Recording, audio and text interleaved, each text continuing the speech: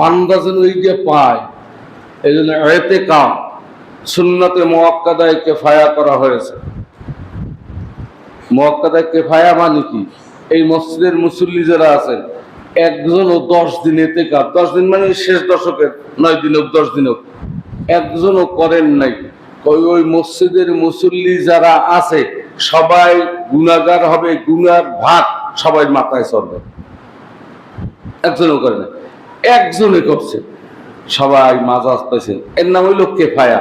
এর নাম কি? কিফায়া। আবার এটা সুন্নতে মানে কিফায়া করছে কেন দেখেন, ইতিকাফ এমন এক জিনিস, যিনি ইতিকাফ করবে আশা করা যায় 100-তে প্রায় 100% সবে কদর সে পাবে। সুবহানাল্লাহ কান। বাড়ি সাজিয়া, ঘর সাজিয়া, ছেলে সাজিয়া, মেয়ে সাজিয়া, বউ সাজিয়া রয়েছে কেমনি মসজিদে। মসজিদে বইয়ে খালি বইয়ে রয় নাই, দুই একবার সুবহানাল্লাহ বলছে, কথা কয় না কা?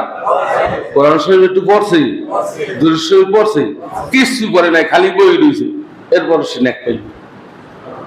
আপনি মসজিদে আইছেন, আসছে দেন জামাত শুরু হয় না, আপনি বই রয়েছেন, সুবহানাল্লাহ পড়েন নাই, আলহামদুলিল্লাহ পড়েন নাই, দুরূদ শরীফ পড়েন নাই, কোরআন শরীফ পড়েন নাই, অপেক্ষা করতেছেন জামাত কোন সময় শুরু হইবে, সে সময় পড়িয়ে যাইবেন। আপনি 1 ঘন্টা মসজিদে বই রয়েছেন, আপনার কোনো নেক হবে? হ্যাঁ, ওই 1 ঘন্টায় বইয়া আপনি কিচ্ছু করেন নাই, যত নফল ইবাদত করতে পারতেন, এই যে ওয়েট করার কারণে, মসজিদে বসে থাকার কারণে আল্লাহ পাক সমতুল্য সব ওই ব্যক্তিকে দান করবে। ইতিকাফ সুন্নতের মুআক্কাদ। এখন তাইলে মাসের মর্যাদা বাড়ছে, রাতের মর্যাদা বাড়ছে। যেই ফেরেশতা এই কোরআন বহন করিয়ে নিয়ে আসছে, ফেরেশতাদের মর্যাদা আল্লাহর কাছে আছে না নাই? কিন্তু সব ফেরেশতার মধ্যে শ্রেষ্ঠ ফেরেশতা কি? ফেরেশতার নাম কি?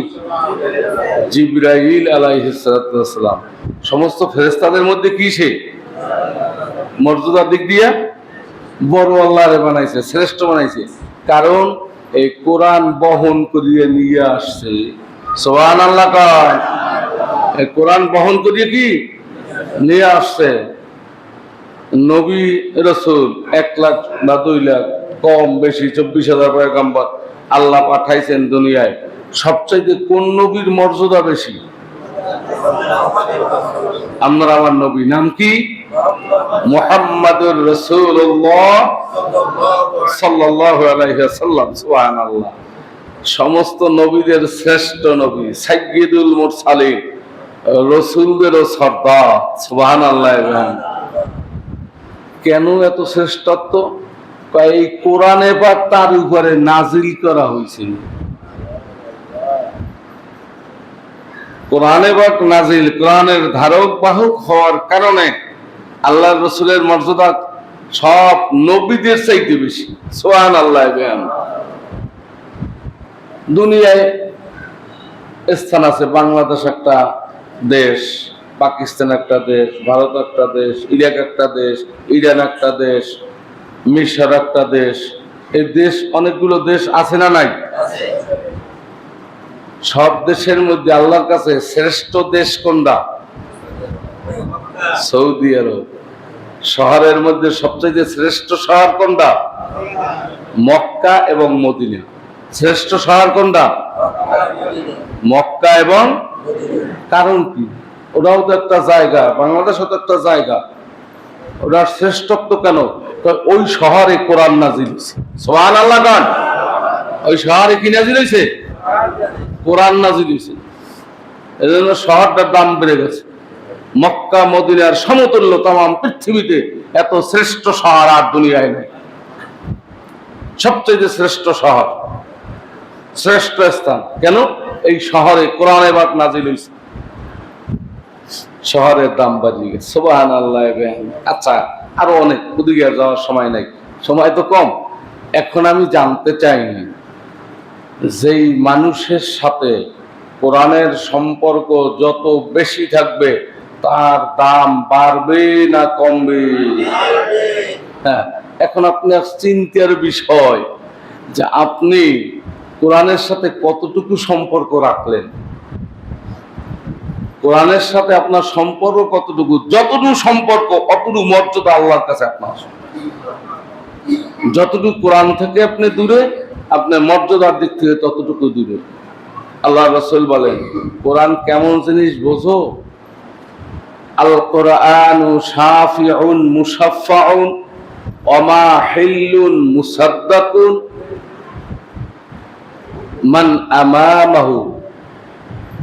আমামাহু জালাল্লাহু ইলাল জান্নাহ ওয়া মান খালফা যহরিহি সাকাতাহু ইলান নার।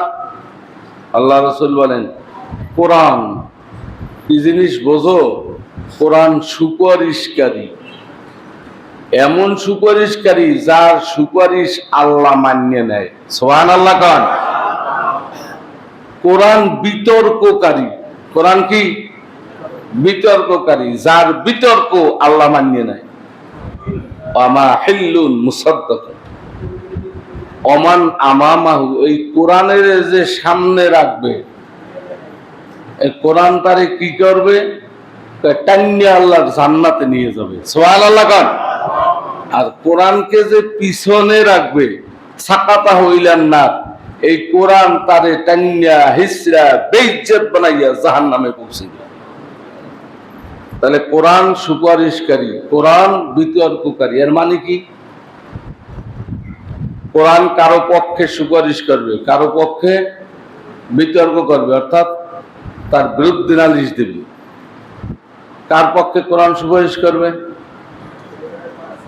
যার কোরআনের যে যত মর্যাদা দিচ্ছে সে তত পক্ষে কোরআন তার সুপারিশ করবে। যে কোরআন যত তেলাওয়াত কম করছে, মানছেও কম, তার পক্ষে সুপারিশ হবে না বিতর্ক হবে? বিতর্ক হবে। আপনি তারাবি নামাজ পড়েন, যেই হাফেজের পিছনে পড়েন, কোরআন একটু বেশি তেলাওয়াত শোনার লাগে না কম? কথা কন সবাই। বেশি। সূরা তারাবি বললেও আদায় হবে। অনেক কোরআন তেলাওয়াত শোনেন কম না বেশি? কম। সূরা তারাবি বললে কোরআন তেলাওয়াত শোনেন কি কম, আর খতম তারাবি বললে বেশি। এখন আপনি সুবিধার জন্য, আপনার সুস্থতার জন্য আপনি পারেন না, ওজোর থাকলে ভিন্ন কথা, কিন্তু আপনি এড়ানোর জন্য এই বেশি না শূন্য কম শুনছেন।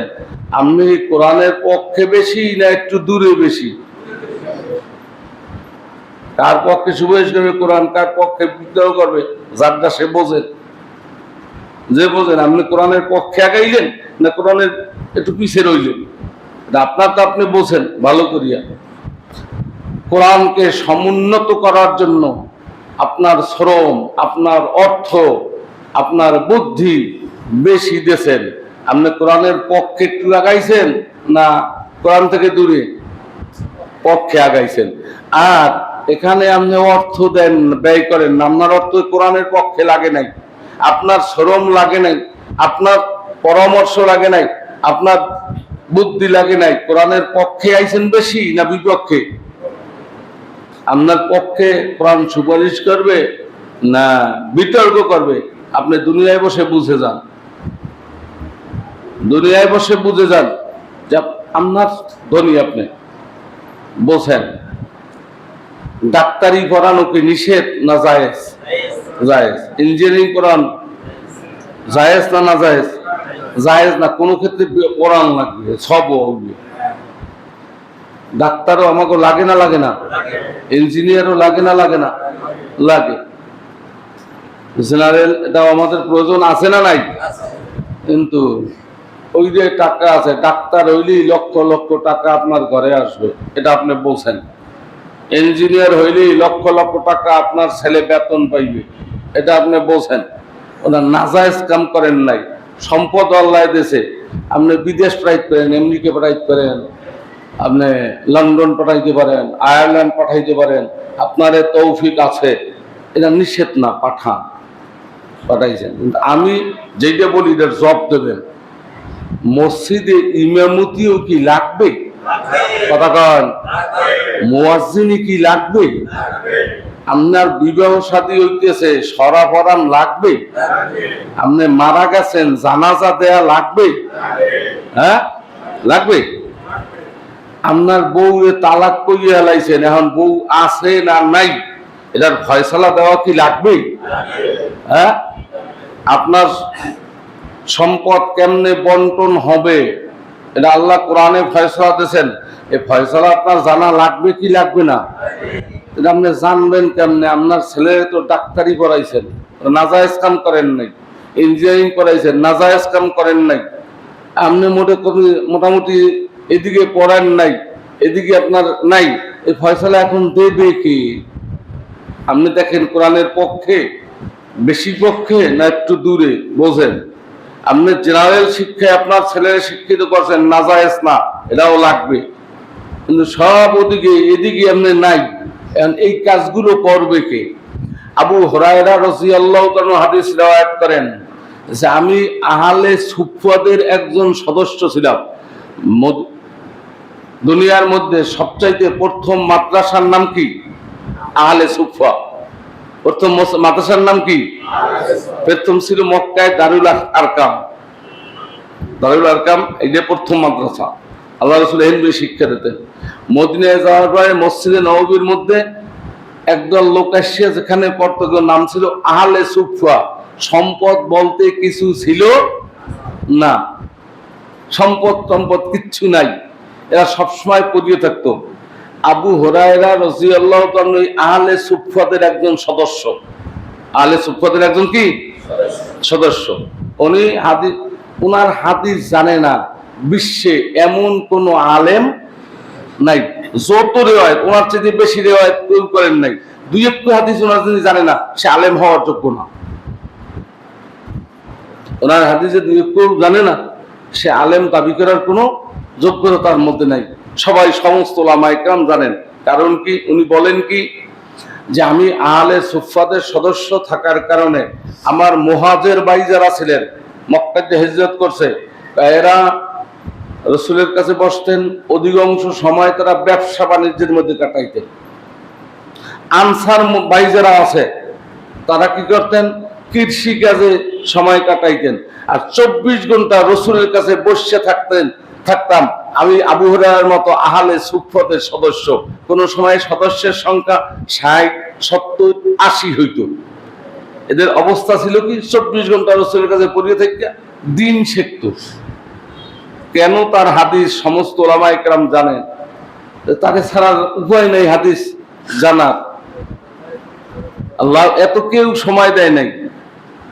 না ছিল তাদের ব্যবসা, না ছিল তাদের আল্লাহ কৃষিকাজ, খাওয়া দাওয়ার কোনো ব্যবস্থা ছিল না।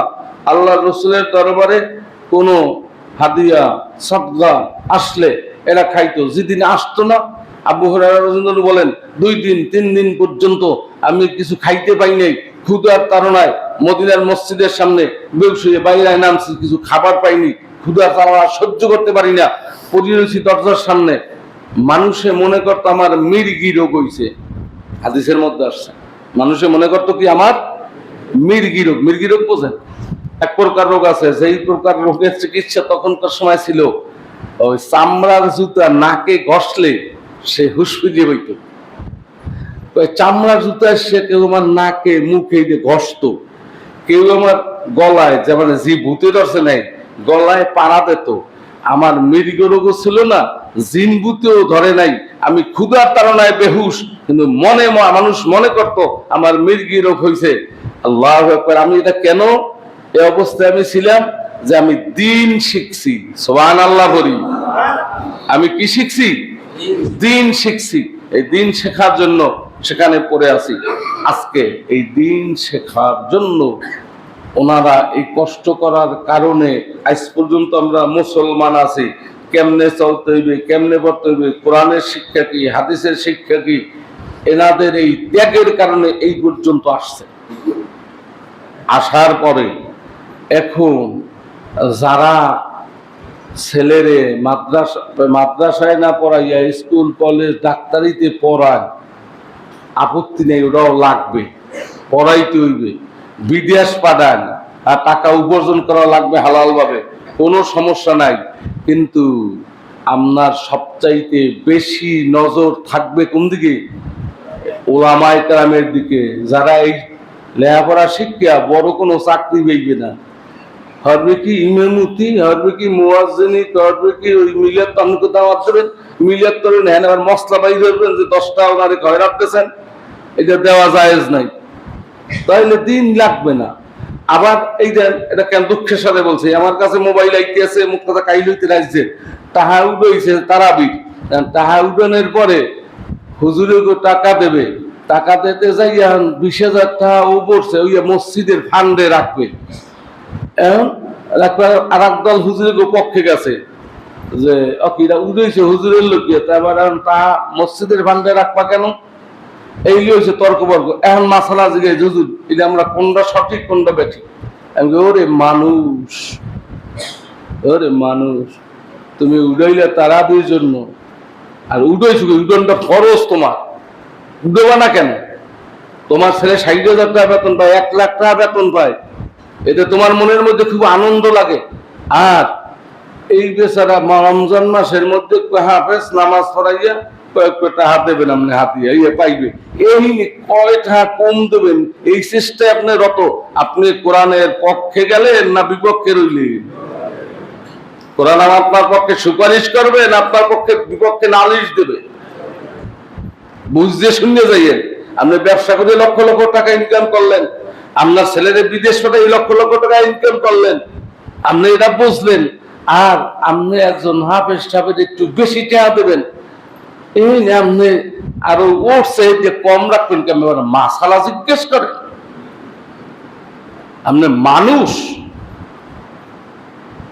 হ্যাঁ, কোরআন কারো পক্ষে সুপারিশ করবে, কারো বিপক্ষে নালিশ করবে আল্লাহর দরবারে। আপনি বুঝে শুনে দুনিয়া থেকে বিদায় হন, কোরআন আপনার পক্ষে সুপারিশ করবে না আপনার বিপক্ষে নালিশ দিবে। যদি আপনার পক্ষে সুপারিশ করে এই কোরআন টাইনে আপনারে জান্নাতে নেবে, আর যদি আপনার বিপক্ষে নালিশ করে এই কোরআন খেসরাইয়া আপনার জাহান্নামে পৌঁছবে। আপনি কোন পক্ষে থাকবেন? মাহে রমজান কোরআন নাজিল হওয়ার মাস, নেকি মুমিনের নেকি অর্জন করার মাস, নাজাত পাওয়ার মাস। এই দুনিয়ায় আমরা আসছি কেন? অনেক সম্পদশালী হব, অনেক বিল্ডিং করব, অনেক জমির মালিক হব, আমার অ্যাকাউন্টে কোটি কোটি টাকা ব্যাংক ব্যালেন্স থাকবে, এই জন্য তো আল্লাহ দুনিয়ায় আমারে পাঠাইছে। কথা কন সবাই? তো পাঠাইছে কেন? আল্লাহ কোরআনে কয় ওমা খালাকতুল জিন্না ওয়াল ইনসা ইল্লা লিয়াবুদুন। রাসূল হাদিসে কয় দুনিয়া মাজরাতুল আখিরা। এই বেটা, এই দুনিয়াটা দুনিয়া কামাই করার জায়গা না, এই দুনিয়াটা আখিরাত কামাই করার জায়গা। সুবহানাল্লাহ বলেন। এই দুনিয়াটা কি? আখিরাত কামাই করার জায়গা, দুনিয়া কামাই করার জায়গা না। তোমাকে দুনিয়ায় প্রেরণ করা হয়েছে আল্লাহর ইবাদতের জন্য, আল্লাহর হুকুম মানবার জন্য। আল্লাহ পাক যতটুকু আলোচনা হয়েছে বোঝা